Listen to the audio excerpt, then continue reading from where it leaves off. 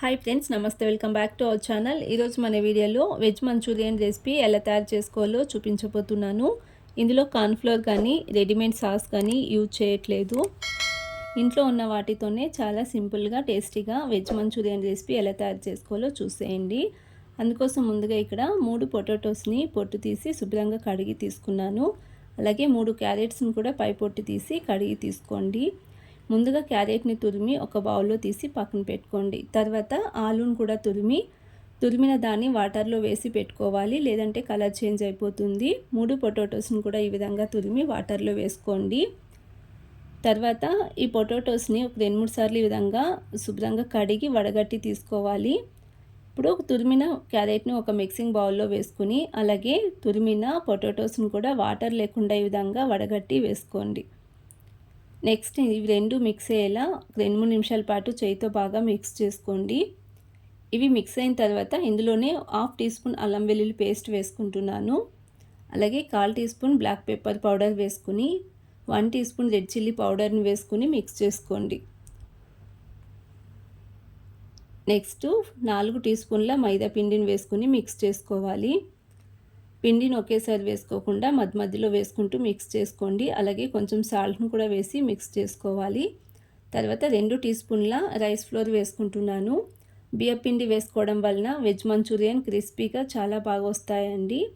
ఈ విధంగా మిక్స్ చేసుకున్న మిశ్రమాన్ని కొంచెం కొంచెంగా తీసుకుంటూ చిన్న బాల్స్లా ఈ విధంగా చేసి పెట్టుకోవాలి ఒక ప్లేట్లో. ఈ విధంగా ప్రిపేర్ చేసి పెట్టుకోవడం వలన ఆయిల్లో డీప్ ఫ్రై చేసుకోవడానికి చాలా ఈజీగా ఉంటుంది. అన్ని విధంగా ప్రిపేర్ చేసి పక్కన పెట్టుకోండి. తర్వాత డీప్ ఫ్రైకి ముందుగానే ఆయిల్ పెట్టుకున్నాను. ఇందులో ప్రిపేర్ చేసుకున్న వెజ్ మంచూరియాన్ని వేసుకోవాలి. తర్వాత కింది వైపు కొంచెం ఫ్రై అయిన తర్వాత మరోవైపు తిప్పుతూ ఫ్రై చేసుకోవాలి.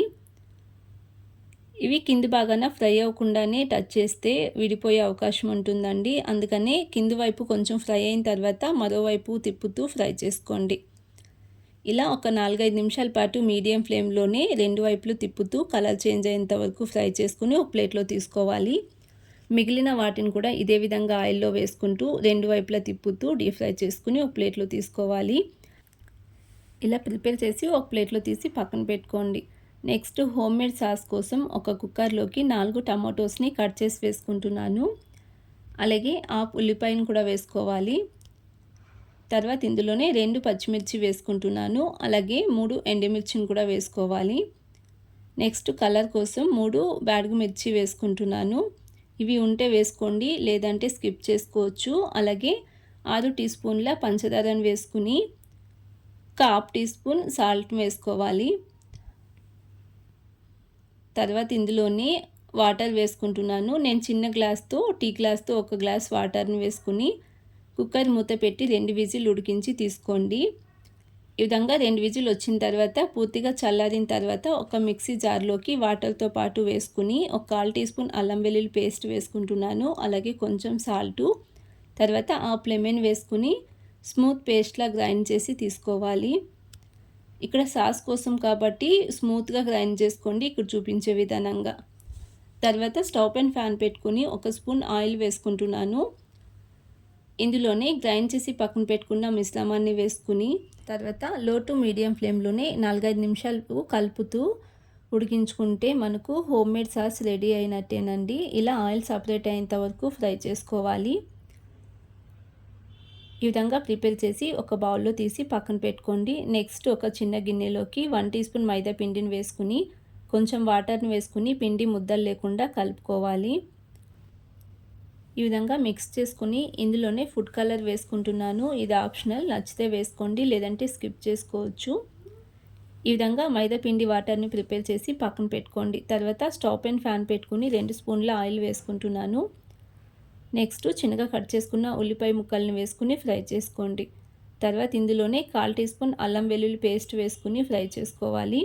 అలాగే ఒక పచ్చిమిర్చిని చిన్నగా కట్ చేసి వేసుకుంటున్నాను. గ్రీన్ చిల్లీ సాస్కు బదులుగా ఒక పచ్చిమిర్చిని కట్ చేసి వేసుకుని ఫ్రై చేసుకోండి. ఇవి కొద్దిగా ఫ్రై అయిన తర్వాత ఇందులోనే రెడీ చేసి పక్కన పెట్టుకున్న హోమ్మేడ్ సాస్ని 4 టీ స్పూన్లు వేసుకోవాలి. నెక్స్ట్ ఒక 2-3 నిమిషాల పాటు మీడియం ఫ్లేమ్లోనే కలుపుతూ ఫ్రై చేసుకోండి. ఇది ఫ్రై అయిన తర్వాత మిక్స్ చేసి పక్కన పెట్టుకున్న మైదా పిండి వాటర్ని వేసుకోవాలి.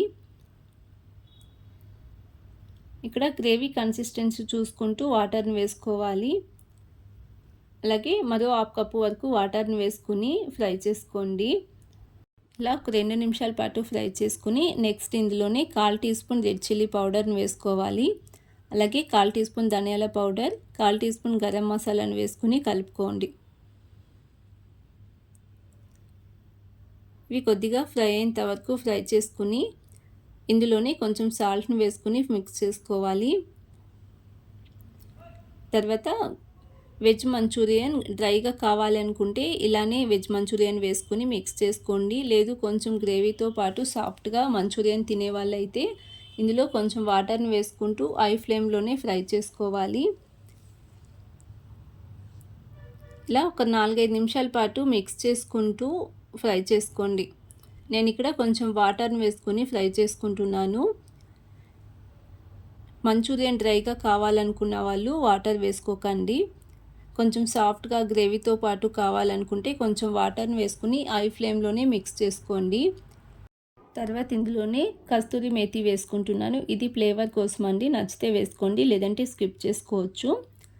అలాగే ఆ లెమన్ జ్యూస్ని వేసుకుని మిక్స్ చేసుకోవాలి. తర్వాత చిన్నగా కట్ చేసుకున్న కొత్తిమీరని వేసుకుంటున్నాను. అలాగే ఇక్కడ చిన్నగా కట్ చేసుకున్న ఆనియన్స్ కూడా వేసుకోవచ్చు.